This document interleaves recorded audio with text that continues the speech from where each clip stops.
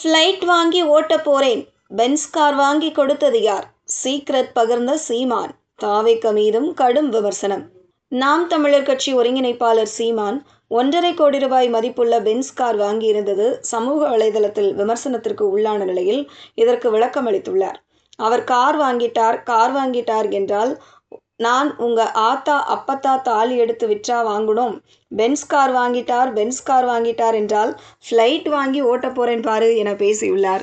நாம் தமிழர் கட்சியின் ஒருங்கிணைப்பாளர் சீமான் இன்று சென்னையில் நடந்த நிகழ்ச்சி ஒன்றில் பேசும்போது விஜயின் தாவேக அரசை கடுமையாக விமர்சித்து பேசினார். மேலும் திரள் நிதி வாங்குவது, பென்ஸ் கார் வாங்கியது போன்றவை குறித்தும் விளக்கமாக பேசினார். அவர் கூறிய போது, மக்களிடம் நான் வாக்கையும் வலிமையையும் கேட்கிறேன்.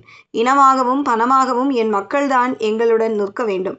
கட்சி காசில் ஒரு தேநீர் கூட அருந்த மாட்டேன். கார் வாங்கிவிட்டார் என்றால் நான் உங்க ஆத்தா அப்பத்தா தாலி எடுத்து விற்றா வாங்கணும்? பென்ஸ் கார் வாங்கிட்டார் என்றால் ஃப்ளைட் வாங்கி ஓட்டப் போறேன் பாரு. உலகம் முழுவதும் எத்தனை கோடி மக்கள் எங்களை உயிராக நேசித்து பெற்ற பிள்ளை போல நேசிக்க எத்தனை பேரன்பு கொண்டு எத்தனை பேர் இருக்கிறாங்க. நாங்க வேண்டாம் என்று வச்சிருக்கிறோம். என் மருமகன் ஒரு நாளில் காரில் வந்தார்.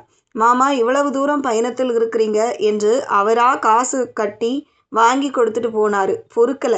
நான் சொந்தமாக விண்ணூர்தி வாங்கி ஓட்டினால் என்ன பண்ணுவீங்க? நாம செய்வது எது அவங்களுக்கு பிடிக்கலையோ அதை திரும்ப செய்ய வேண்டும். நாம பேசுவது அவங்களுக்கு எரிச்சலா இருக்கா? அதையே பேசணும் என்று துரையிடம் சொன்னேன். பயிற்சி கூடத்தில் பயிற்சி எடுக்கும்போது காலை தூக்கி வைத்தால் இந்த உடையை பார்த்தீங்களா? பேசுவது தற்சார்பு என்று சொல்கிறார்கள்.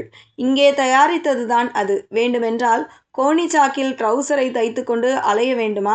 கோவணம் கட்டி கொண்டு அலையாம நீ எதுக்கு இப்படி போட்டுக்கிட்டு திரியிற என்று நினைக்கிறார்கள். கொலை வெறியில் இருக்கிறேன், பார்த்துக்கோங்க. பேசவே ஆரம்பிக்கல. எதிர்க்கிறார் என்றால் இன்னும் களத்திற்கே வரவில்லை. வந்தால் என்ன பண்ணுவீங்க? தமிழ் என்று உச்சரிக்காதவன் கிட்ட, தமிழன் என்று உச்சரிக்காதவன் கிட்ட நாட்டை கொடுத்துவிட்டு எங்களை நடுரோட்டில் கொண்டு நிறுத்தி இருக்கிறார்கள். நடிகனுக்கும் தலைவனுக்கும் வித்தியாசம் தெரியாத தருதலை கூட்டமே. எங்களுக்கு ஒரு பெருமிதமும் திமிரும் உள்ளது. எங்களை பற்றி என்ன பேசுவீர்கள்? அவதூறு பேசுவீங்க, புறம் பேசுவீர்கள், பொய்யை பரப்புவீர்கள், திரள் நிதி திருடர்கள் என்பீர்கள். வேறு என்ன பேச முடியும்? திரள் நிதி திருடன் என்று இவ்வளவு நாள் சொன்னது யாரு? திருட்டு நிதிக்காரன். இப்போ சொல்ற அயோக்கிய பைய யாரு? பிளாக் டிக்கெட்காரன். கள்ளச்சந்தையில் திரைப்படம் பார்க்க அனுமதி சீட்டை விற்ற அயோக்கியர்கள் எங்களை திரள் நிதி திருடன் என்பதா? ஆட்டம் மாறிதான் ஆடுவோம். இந்த ஆட்டம் உங்கள் கையில் இருக்கு, உங்கள் காலில் இருக்கு. பந்து ஒரு நாள் எங்கள் கால்களுக்கு வரும் என்றார்.